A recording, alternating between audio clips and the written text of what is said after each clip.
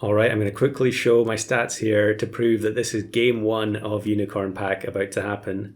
We do get a little bit of a spoiler there. I wanted to go into the pack without seeing anything new, but we do see one of the new tier 1 pets. So here we go, starting Unicorn Pack. Now this is going to be a bit of a longer video because it's going to take me a long time in game to read all the abilities, and I'm commentating this after the fact.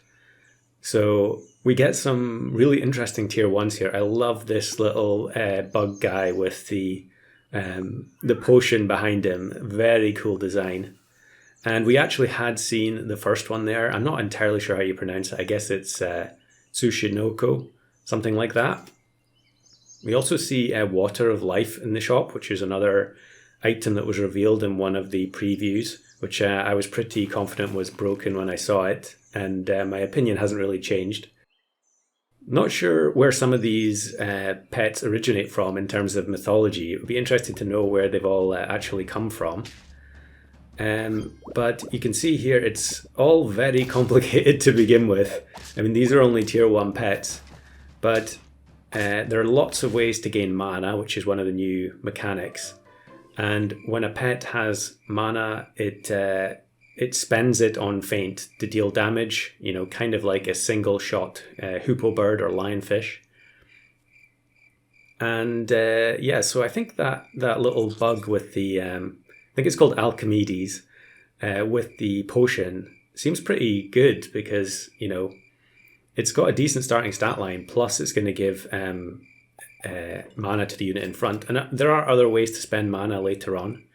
In fact, there's Warg, which deals snipes, I think, once it gains some mana. And then we've got the egg, which is pretty funny. To begin with, I had no idea what I was doing, and this happens every time there's a new pack. You know, when I played Golden Pack on release day, it felt very uncomfortable because you go from a position of knowing everything about all the pets, you know, all the different interactions, you've seen everything a million times before, to never having seen anything really. And we did know a little bit, so here we get one of the other pets that had been revealed, the Drop Bear. I really like all the pets that have the jump forwards mechanic, you know, the same as Doorhead Ant, and the sort of support units that go with them. The other frog that was revealed, I really like that as well. So I take one of the Mana Hound here, which I'd never seen before. And I mean, 2/5 stat line as well. Plus we've got a little bit of mana going already, so it seems like it would make sense. And I sell the frog, or was it a toad? And we get the choice of a toy, which I think is kind of cool. I really like the fact that they've made use of some of the other mechanics that have been developed. So, you know, we've got the toy here, the Witch's Broom. And there are some other pets out there that use the toy mechanic, which is really nice to see. I think it kind of makes the packs feel a bit more cohesive if there's kind of connective tissue between them. I think, you know, obviously toys was the main gimmick for the Puppy Pack rework, but I don't think that means that it has to be something that's exclusive to that pack. So yeah, I'm continuing to freeze over each little new unit that I've never seen. But this Mothman looks kind of interesting, that it deals damage to a unit that has an ailment on feint. Because we already have the little guy at the front. I'm not sure what his name is, but he definitely seems super broken for a tier 1, giving weakness to a unit that doesn't have a perk. And generally in the early game, you're not going to have a lot of perks because, you know, people don't tend to want to invest perks into units that are going to be sold later on. So it basically means you're guaranteed to give weakness to at least one unit on the opposing team. Couple that with the fact that mana is a feint snipe, and you're just going to be doing way too much damage as a result for a tier 1. So I wouldn't be surprised to see that guy move up in tiers. Here's Fairy Dust, and I'm reading that even though that was actually revealed beforehand, so I should have probably known what that meant, but I didn't really do any revision before playing this. So I take the Mothman, put it up front, and yeah, I think that means that the guy at the back is going to give weakness, and then the moth's going to faint and deal damage to the weakened unit. And here I actually wasn't even noticing the tiers on some of the units, so I froze the dog here. I think it's Axe Hound or something to that effect, and it's a tier 1, but based on its ability, I think I assumed I'd rolled a higher tier pet. Already we're starting to see some of the sort of spam teams that are abusing some of these the new units. They actually had 10 mana on that unit at the front, but it worked out as a win anyway. I think that that bird seems pretty strong. And I think, probably that's what you're going to see for the first week on YouTube at least. Everyone is going to be uploading the same builds, the broken stuff that gets discovered, and everyone's going to be racing to upload before the things get patched out. But I really hadn't done any research, and I was telling people in the Discord not to spoil the contents of the pack. And thankfully, a lot of them were using spoiler tags to just hide their screenshots. But yeah, this dog here does 10 damage if the opposing team has 2 pets or more the same. Which, it's a tier 1. It's doing a 10 damage snipe if you have 2 pets the same, which that's just crazy to me. I really like the concept of an interaction that's based on whether or not a team has doubles or not. But I think, a tier 1 doing a 10 damage snipe, regardless of what the condition is probably going to be way too good. It would be pretty funny seeing a team of 5 tier 1 dogs destroying a team of 3 or 4 leopards with T-Rex or something like that. But probably needs a little bit of adjustment there. I'm not sure what the reference is here, wall chicken. I'm sure someone in the comments can explain what that means. But that actually gives you stats, but applies weakness as well, which is really interesting because it means that now it's possible to get an entire weakened team. So I did a video not too long ago where I went for a full team of pets with weakness by pilling Microbe, but the only way you can do it at the moment, or in the previous version of the game, was to pill Microbe onto Macaque, and then you'd get an orangutan with weakness in battle to make up the 5. But now you can just literally buy weakness from the shop, which is really interesting. And there is a tier 1 pet that will remove the weakness and give health on sell. So quite a few things that are to do with giving and removing ailments. Probably a lot of interesting stuff you can do in customs when Pill is available. Pill is not in the pack. The only item that is carried over from any of the other packs is the chocolate. And as you go, you'll probably discover that chocolate seems pretty unnecessary given the current state of the pack. There are quite a lot of pets in here to do with giving experience and leveling up. We knew about the Salmon of Wisdom beforehand, which gives experience in battle, but there are also other pets that will grant permanent experience in the shop a bit too readily, I think. So we're doing all right here. We've only lost 1 heart, and probably worth mentioning here the day-night cycle. So now the stage background swaps between day and night depending on whether or not it's an odd or even turn number. And I actually picked this particular background because it seems like it's been changed from the previous version of the game. There was a slightly different version of the nighttime background, but it seems like they've removed some of the features from it. I haven't really tried many of the other backgrounds to see the nighttime versions, but it'll be interesting to see if any of the others have changed. That's quite a nice food item there, which it gives stats based on which of if your attack is lower, it will give attack, and if your health is lower, it will give health. So I think that's quite nice, being able to equalize the stats on a unit. Now here we come across one of the units that I think is pretty clearly broken, the Cyclops. And as much as I tried to stay away from any information, I had seen a couple of comments in the Discord making vague reference to the fact that Cyclops might be a bit of a problem. And I think they're correct, for sure, as our drop bear leaps forward and does some damage. And actually, this is an interesting feature as well. This is a new something new that I'm pretty sure wasn't in the previous version. That when you hover over a pet to see what its ability is during the battle, it freezes the battle. So that's a nice little quality of life change. Especially if you're a new player just picking the game up because a new pack is out. But here we can read the Cyclops ability. It's friend level up, give it experience. I think it gives something else as well. I don't know if it was stats or mana. But essentially you're getting extra experience when you level up, which seems like it makes no sense at all. And I wouldn't be surprised if that experience part of the ability just gets completely removed in the future.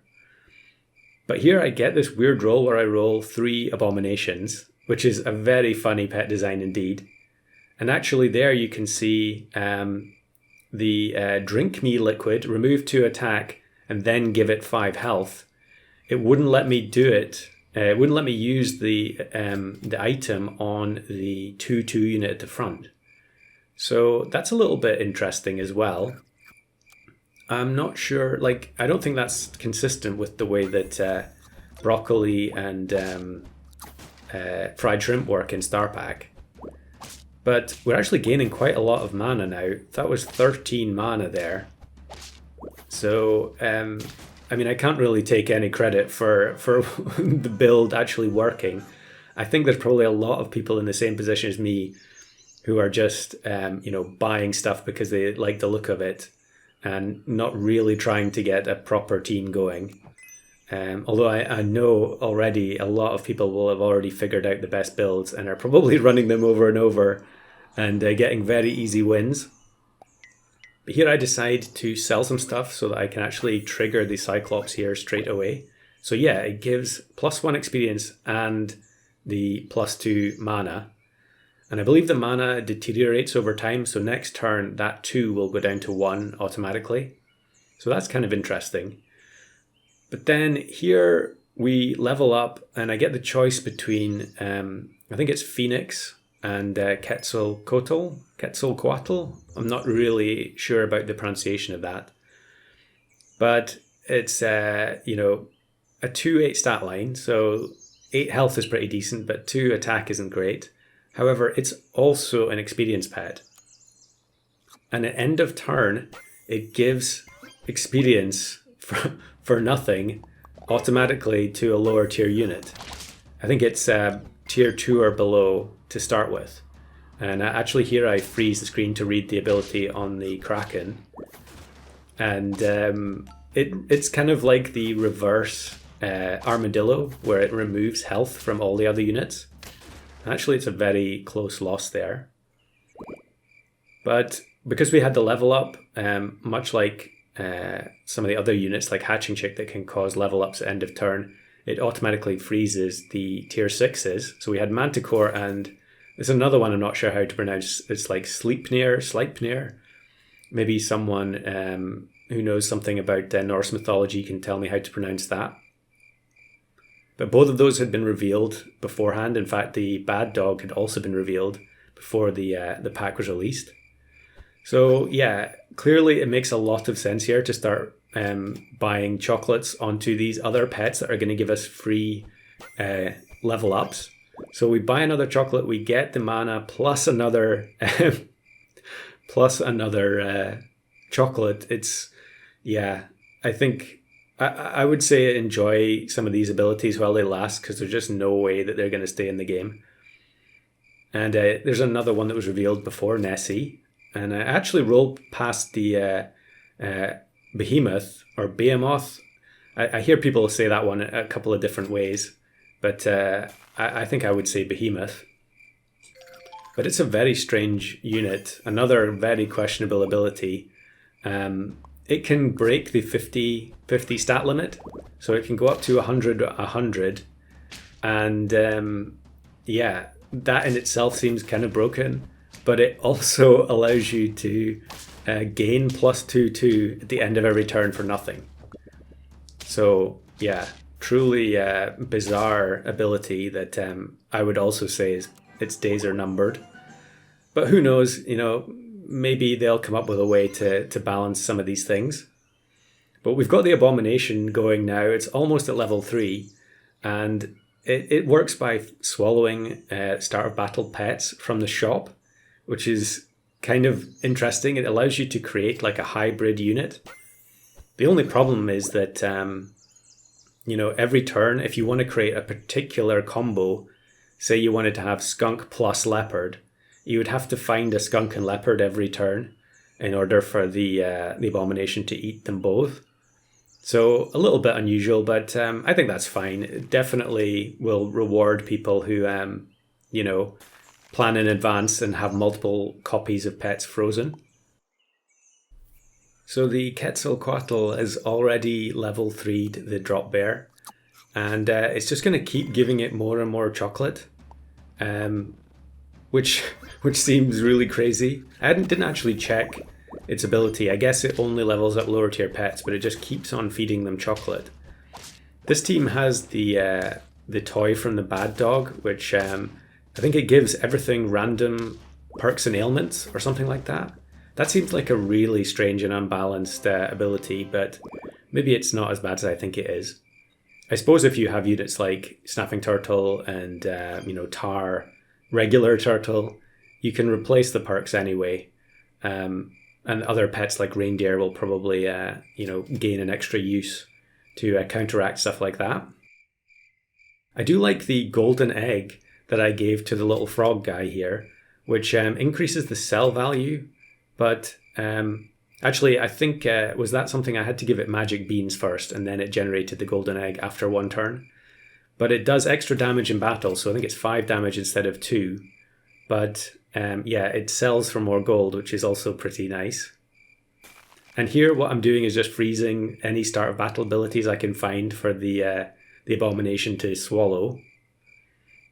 And I'm trying to order the team in such a way that the frog actually does something. Although, to be honest, the only thing the frog is doing at the moment is buffing the drop bear. And the only thing the dragon guy is doing is buffing the drop bear as well. So this is very common. This team has a full level 3 team on turn 12.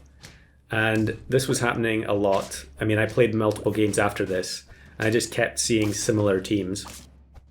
Funnily enough here, it's still almost a draw. But yeah, those ability pets, those experienced pets rather, are clearly, a bit of a problem. And I'm sure for the next few days we're going to see a lot of that particular combination. Now this is really cool. Cornucopia. Choose one free tier 6 food, and we get a random choice between tomato and one of the other new foods there that I also don't know how to pronounce. I'm very interested to watch the videos from everyone else to see how they tackle the pronunciation of some of these units and items. But I think that's a very interesting concept, being able to fish for equipment from any pack, because you could randomly get melon, you could randomly get, I got tomato there, but in another run I ended up getting pita bread. And if there's not much protective equipment in the pack naturally, that seems like, 3 gold well spent almost every time. You're probably going to be a bit annoyed if you get soft ice, but it would actually be interesting to know if it includes the custom items, or if it's just from the other static packs. But now we're on 9 wins, turn 14. I guess it's not really surprising that the run is going well despite me having no idea what I'm doing, because most of my opponents will probably be in the same position. But I'm going to take the level up on the Abomination here. And I think actually a lot of people are going to be getting a lot of achievements in the first few days, especially with these EXP pets available. So now I just freeze some more starter battle guys. Definitely that tier 1 guy. I don't think they actually have to be frozen for the Abomination to swallow them. But there you go, yeah, it swallows all 3 of them.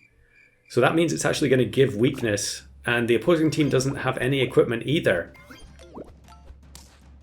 So yeah, a lot of leveled up units here, but I think we're going to be okay. And the Nessie doesn't actually spawn anything, which is a little bit unusual. I guess that means that they didn't roll at all in the previous turn. Not quite sure about that. But as you can see, we unlock a ton of achievements. And yeah, a successful first run, even though afterwards I still felt like I had no idea what was going on.